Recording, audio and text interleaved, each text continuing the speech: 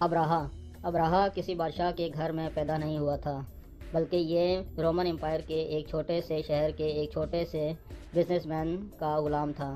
اصل میں یہ تھا کہ یمن اور حبشیوں کی لڑائی بہت عرصے سے چل رہی تھی، کیونکہ یمن میں یہودی تھے اور حبشہ میں سارے کرسچن رہتے تھے، تو ان کی آپس میں لڑائی چلتی رہتی تھی۔ پہلے یہودیوں نے حملہ کیا اور کرسچن کے علاقوں میں بہت تباہی مچائی، جس کی وجہ سے سپر پاور رومن امپائر کو بہت غصہ آیا۔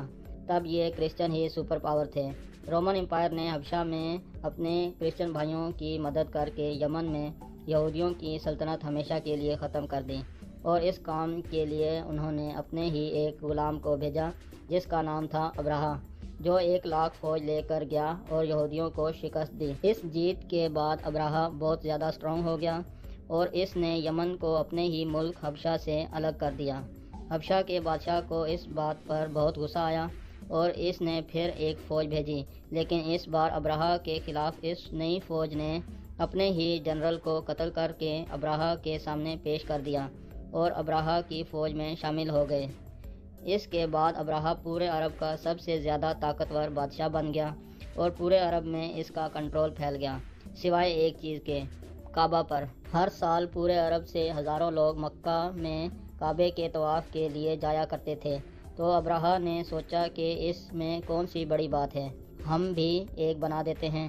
تو اس نے اپنے کیپٹل میں عالیشان چرچ بنایا، جس کو اس نے پوری دنیا کے ہیرے جواہرات سے بھر دیا۔ یہ بلڈنگ پورے عرب میں سب سے زیادہ خوبصورت اور عالیشان بلڈنگ تھی۔ عربوں نے اس سے پہلے ایسی کوئی بلڈنگ نہیں دیکھی تھی، لیکن کوئی بھی اس کی عبادت کے لیے نہیں آیا اور سب اسی پرانے کعبہ کی طرف جاتے رہے۔ اتنا خرچہ اور اتنا سب کچھ کرنے کے بعد بھی جب ابراہا فیل ہوا تو اس کے پاس صرف ایک ہی آپشن بچا تھا، تو اس نے 60,000 لوگوں کی فوج جمع کی اور کعبے پر حملہ کر دیا، اور عربوں کو پتہ تھا کہ وہ ان کا مقابلہ نہیں کر سکتے۔ کچھ قبیلوں نے لڑائی کرنے کی کوشش کی، لیکن ابراہا نے کہا کہ وہ کوئی خون خرابہ نہیں چاہتا، وہ صرف کعبہ کو گھرانا چاہتا ہے تاکہ لوگ کعبہ کو چھوڑ کر اس کے چرچ میں آئیں۔ آس پاس سب لوٹنے کے بعد جب وہ مکہ پہنچا تو اس نے ان کے چیف کو بلایا، تو ابو مطلب نے آ کر کہا کہ آپ نے میرے کچھ اونٹوں پر قبضہ کیا ہوا ہے، وہ مجھے واپس کر دیں۔ تو ابراہا نے ہنس کر کہا، مجھے تو لگا کہ تم بہت بہادر شخص ہو، تمہیں تو اپنے اونٹوں کی پڑی ہے۔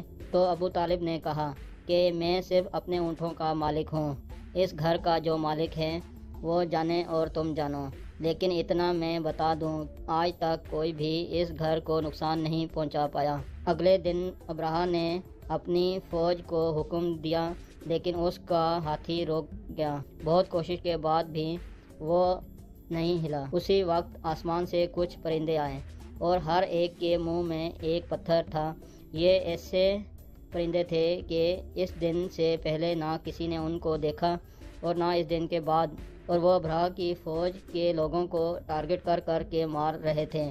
جیسے ہی پتھر ان کے جسموں کو لگتا تو وہ خارش کر کے اپنے ہی گوشت کو نکال دیتے، حتیٰ کہ کچھ لوگوں کی ہڈیاں تک نظر آنے لگیں۔ اس حالت میں فوج واپس بھاگ گئی۔ ابراہا کی 60,000 کی فوج تباہ برباد ہو گئی۔ مکہ کے قریش کی یہ جیت پورے عرب میں پھیل گئی اور قریش عرب کے لیے بادشاہ کے طور پر سامنے آیا۔ اس واقعے کے بعد پورے عرب سے لاکھوں لوگ کعبہ کے طواف کے لیے اور بھی آنے لگے، اور مکہ میں ہر سال کو واز کا عالیشان میلہ سجنے لگا۔